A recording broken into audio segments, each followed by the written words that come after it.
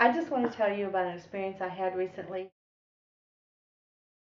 This woman, for no reason, started talking about Gabby Giffords, and she said, "What I can't stand is that Gabby Giffords. You'd think that she was the only one that got hurt that day. All we ever hear is Gabby, Gabby, Gabby.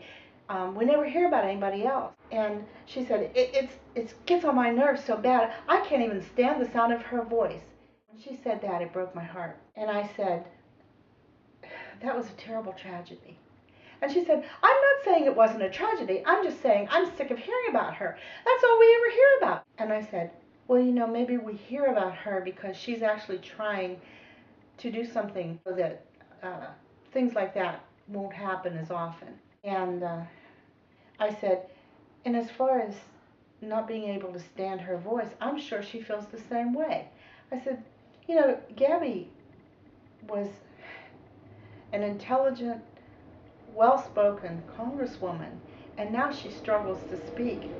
She is partially blind. She has trouble walking, and she knows what she wants to say, but has a difficult time even forming the words. So I'm sure she doesn't like the sound of her voice either. I don't know what news channel you listen to, but I have heard about the other people that were hurt that day.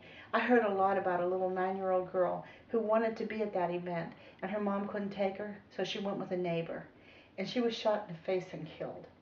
And I heard about a young assistant that when Gabby was shot, he ran to help her, and he was shot and killed. So there were others hurt that day, and they have been in the news. She's tried to say again that all she ever heard about was Gabby, and I said, well, maybe you should listen to some other news channels, because then you would hear about other people too.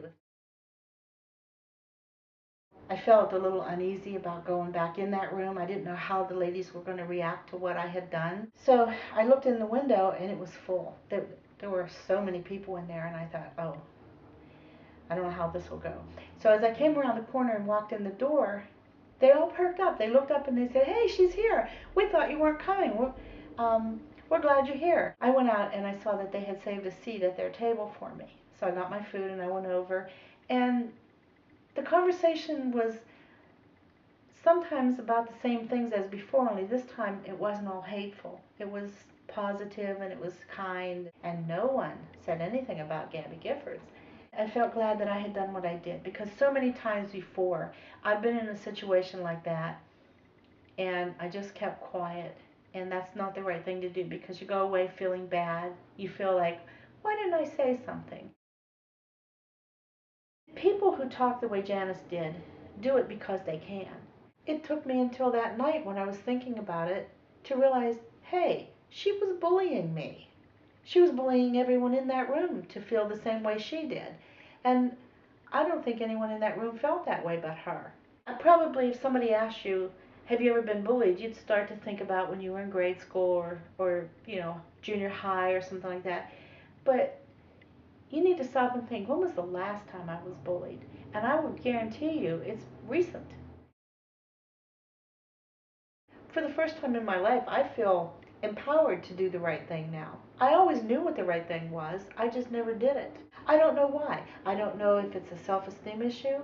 I don't know if it's that we're all just so used to being bullied that we don't even recognize it when it happens to us. For anyone out there who thinks I could never do that, um, I believe yes, you can. I didn't obviously know she was going to say that, so I clearly didn't know that I was going to say that.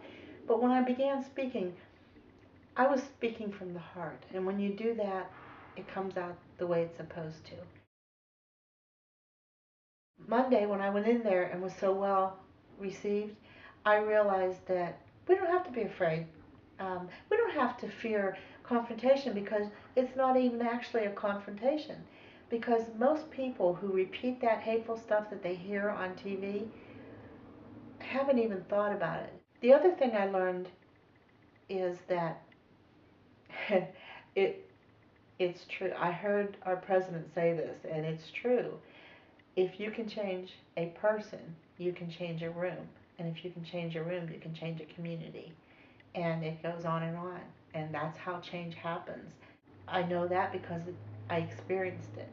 I saw the entire room change, and I felt it. And it's a good feeling.